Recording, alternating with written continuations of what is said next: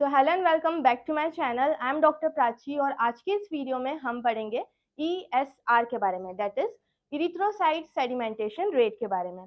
तो ये एक बहुत इंपॉर्टेंट हेमेटोलॉजी टेस्ट होता है जो कि लैब में परफॉर्म किया जाता है। तो इस वीडियो में हम मेनली डिस्कस करेंगे कि ESR की क्या इंपॉर्टेंस है, ऐसे कौन कौन से फैक्टर्स रहते हैं जिसमें ESR बढ़ा हुआ मिलता है और ऐसी कौन कौन सी क्लिनिकल कंडीशंस रहती है जिसमें ESR कम मिलता है।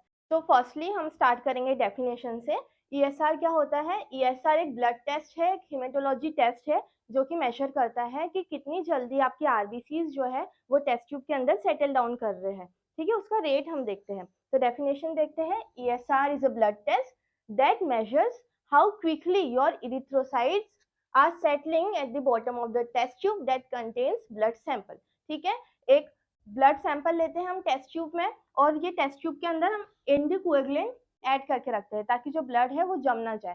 सो ये टेस्ट ट्यूब के अंदर एंटीकोएगुलेंट होता है और ब्लड सैंपल हम लेते हैं जो भी स्पेसिफिकली जो पेशेंट का हमें चेक करना है कि ये असर बड़ा है या कम है। तो जब हम सेटल होने के लिए रखते हैं तो ब्लड के अंदर जो सेल्स रहती है वो नीचे बॉटम में सेटल होने लगती है, सेडिमेंट होती है। ठीक है, सो इसका रेट हम देखते हैं कि कितने जल्दी या कितने स्लो ये चीज हो रही है। ओके, सो हम कब चेक करते हैं? After the end of 1 hour, यानी 60 मिनट्स बाद हम देखते हैं कि आरबीसीज कितनी सेटल हुई है, उसका डिस्टेंस देखते हैं मिलीमीटर में, तो हमें ESR हमारा मिल जाता है। ओके, तो अगर हम देखें टेस्ट ट्यूब में क्या होता है, फिजिक्स के लॉ के अकॉर्डिंग जो भी भारी चीज है यानी जो भी सेल्स वगैरह है वो नीचे सेटल हो जाती है। तो सबसे नीचे आपकी आ जाती है आरबीसी, सारी आरबीसी से ज्यादा सेटल होती है क्योंकि सबसे ज्यादा नंबर उसी का रहता है।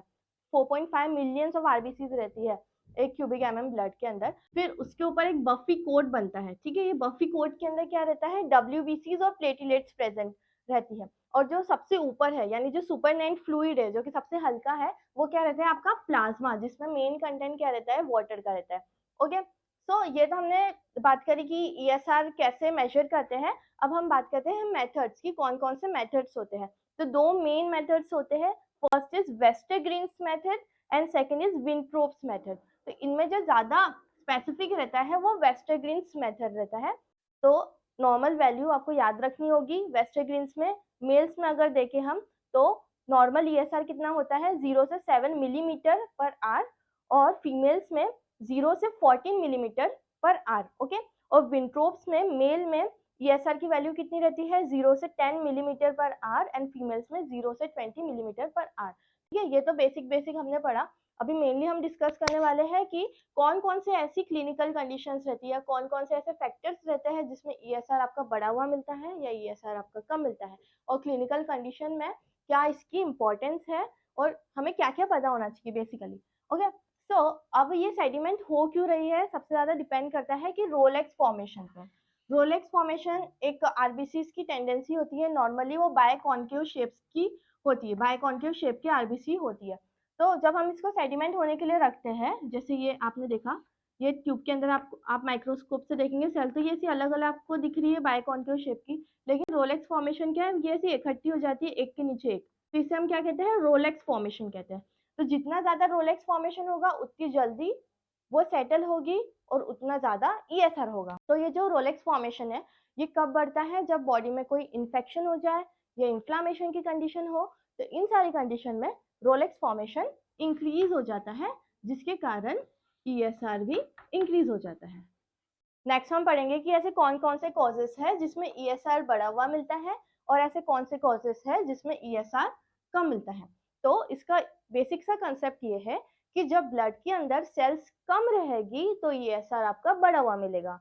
ये इसलिए क्योंकि जब सेल्स कम रहेगी तो जल्दी जल्दी नीचे सेटल हो जाएगी। ऐसी कंडीशन जिसमें सेल्स का नंबर ज्यादा है जिसे हम कहते हैं पॉलीसाइथेमिया, यानी number of cells in blood is more. तो इन सारी कंडीशन में ऐसा होता है कि जो सेल्स रहती है वो एक दूसरे से टकराती है और वो जल्दी सेटल डाउन नहीं हो पाती है जिसके कारण ESR कम मिलता है। सो सबसे पहले हम बात करेंगे फिजियोलॉजिकल कंडीशन जिसमें ESR बढ़ा हुआ मिलता है। So number 1 is pregnancy. Pregnancy में क्या होता है? एक प्रोटीन रहता है जिसे हम कहते हैं फिब्रिनोजेन। ओके, तो फिब्रिनोजेन के कारण क्या होता है? आरबीसी स्टिक टुगेदर करती है और वो जल्दी नीचे सेटल डाउन होती है। ओके, मेंस्ट्रुएशन में अगर हम देखें तो जो ब्लड लॉस हो रहा है यानी आरबीसीज जा रही है, आरबीसीज अगर कम हो रही है, सेल्स कम हो रही है, तो ईएसआर क्या होगा, बढ़ा हुआ मिलेगा। ओके, ओल्ड एज में भी आपको ईएसआर बढ़ा हुआ मिलता है। फीमेल्स में अगेन, फीमेल्स में क्या होता है, मेंस्ट्रुएशन के कारण क्या होता है, आरबीसीज कम, एनीमिया जनरली होता है फीमेल्स को, इसलिए ईएसआर बढ़ा हुआ मिलता है। Okay, second condition is anaemia. Anaemia is what, RBCs का कम होना, हीमोग्लोबिन का कम होना। तो आरबीसीज कम रहेगी तो ईएसआर आपका बढ़ा हुआ मिलेगा। कोई इन्फेक्शियस डिजीज हो जैसे कि टीबी, अब कोई भी इन्फेक्शन होता है या बॉडी में इन्फ्लामेशन होता है तो ईएसआर बढ़ा हुआ रहता है, क्योंकि इन सारे केसेस में क्या होता है, आरबीसीज चिपकने लगती है, एक दूसरे से स्टिक होने लगती है। इसलिए ट्यूबरक्लोसिस में भी क्या होता है, ईएसआर बढ़ा हुआ मिलता है। मेनली इसमें जो मिलियरी ट्यूबरक्लोसिस रहता है उसमें ईएसआर बहुत ज्यादा बढ़ा हुआ मिलता है। दूसरी, इंफ्लामेटरी कंडीशन में भी आपको ईएसआर बढ़ा हुआ मिलता है, जैसे कि रूमेटॉइड आर्थराइटिस, ठीक है, ये भी एक इंफ्लामेटरी कंडीशन है। ल्यूपस, सिस्टमिक ल्यूपस इरिथेमेटस, ये भी एक ऑटो इम्यून डिसऑर्डर है जिसमें भी आपका ईएसआर बढ़ा हुआ मिलता है। तो मेन बात यह है कि ईएसआर आपका कभी भी डायग्नोसिस के लिए इतना ज्यादा स्पेसिफिक नहीं होता है, क्योंकि ईएसआर की वैल्यू बढ़ी हुई आई, अब आप इससे ये नहीं पता लगा सकते कि वो आरए है या ल्यूपस है या टीबी है या कोई फिजियोलॉजिकल कॉज के कारण ईएसआर है, तो स्पेसिफिक नहीं होता है। लेकिन इंपॉर्टेंस ये रहता है कि इसकी प्रोग्नोस्टिक वैल्यू बहुत अच्छी होती है। फॉर सपोज कि कोई पेशेंट हॉस्पिटल में एडमिट है, उसे कोई इन्फेक्शियस डिजीज है, तो उसकी ईएसआर बढ़ा हुआ आया, फिर आपने उसे ट्रीटमेंट दिया, फिर 2 दिन बाद आपने उसकी फिर से ईएसआर की रीडिंग ली और ईएसआर कम आया, तो इसका मतलब क्या हुआ, मतलब नॉर्मल आया, तो इसका मतलब क्या हुआ कि आपका जो ट्रीटमेंट प्लान है वो ठीक है। ठीक है, तो इसकी प्रोग्नोस्टिक वैल्यू ज्यादा रहती है as compare to diagnostic.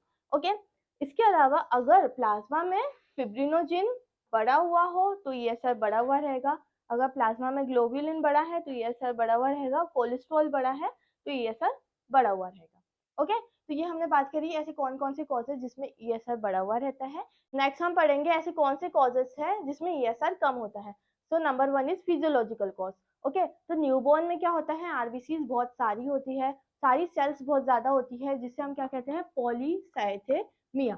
Poly means many, cythe means cell, और मिया इज ए कंडीशन जिसमें ब्लड के अंदर इंक्रीज होना। ठीक है, तो सेल्स का ब्लड के अंदर इंक्रीज होना इज पॉलीसाइथेमिया।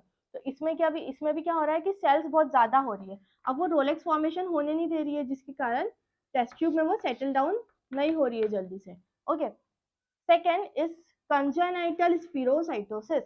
नॉर्मली जो आरबीसीज का जो शेप होता है वो बायकॉन्केव शेप होता है, लेकिन स्पिरोसाइटोसिस में क्या हो रहा है, वो स्फीयर शेप की हो जा रही है। ओके, तो इसमें क्या हो रहा है कि वो थोड़ी सी लार्ज हो जा रही है और स्फीयर शेप की हो जा रही है। और बायकॉन्केव शेप ऑफ आरबीसीज के कारण क्या होता है कि वो कोई भी ब्लड की जो पतली पतली वेसल्स है उसमें से स्क्वीज हो जाती है आरबीसीज और निकल जाती है। इसमें क्या होगा कि ज्यादा ब्रेक होगी, इसका साइज भी एल्टर्ड हो गया है। ठीक है, तो साइज अल्टर्ड होने के कारण क्या होता है कि रोलेक्स फॉर्मेशन नहीं हो पाता है। और हमने पहले देखा था कि अगर रोलेक्स फॉर्मेशन बढ़ेगा तो ये सेल बढ़ेगा। स्पीरोसाइटोसिस और sickle cell anaemia, sickle cell anaemia में भी जो आरबीसी है वो ऐसे सिकल शेप की हो जाती है। ठीक है, नॉर्मल उसका ऐसा बायकॉन्केव शेप रहता है, लेकिन वो सिकल शेप की हो जाती है। तो इन सारी कंडीशन में हो क्या रहा है, बेसिकली अल्टर्ड शेप हो रहा है आरबीसीज का, जिसके कारण रूलेक्स फॉर्मेशन नहीं हो पा रहा है, जिसके कारण ईएसआर आपका कम हो रहा है। प्लाज्मा के अंदर अगर एल्ब्यूमिन ज्यादा है तो ईएसआर कम रहेगा। तो ये सारी कंडीशन हमने देखी जिसमें ईएसआर कम मिला हमें। And lastly the significance of ESR. तो कोई भी चेंज अगर होता है ईएसआर में, ईएसआर की रीडिंग अगर ज्यादा है कम है, तो ये आपको जनरली इंफ्लामेटरी प्रोसेस बताता है, और ये कोई भी आपको डायग्नोसिस नहीं देता है कोई भी स्पेसिफिक कंडीशन का। ओके, लेकिन इसकी प्रोग्नोस्टिक वैल्यू अच्छी है, क्योंकि मैंने आपको बताया कि अगर सपोज उसे कोई इन्फेक्शियस डिजीज है या रूमेटॉइड आर्थराइटिस है, वो हॉस्पिटल में एडमिट है, स्टार्टिंग में उनका ईएसआर बढ़ा हुआ था, फिर हमने ट्रीटमेंट दिया तो इन्फेक्शन कम हुआ उनका और ईएसआर की रीडिंग नॉर्मल आई, तो इसका मतलब क्या है कि आपका जो ट्रीटमेंट कोर्स है वो अच्छे से जा रहा है। और कुछ कुछ ऐसी क्लिनिकल कंडीशंस रहती है जिसमें ईएसआर आपको बहुत ज्यादा मिलता है, जैसे कि कोई मेलिग्नेंसीज लाइक ब्लड कैंसर यानी ल्यूकेमिया अगर हुआ, तो इसमें क्या होता है, ईएसआर की रीडिंग बहुत ज्यादा आती है।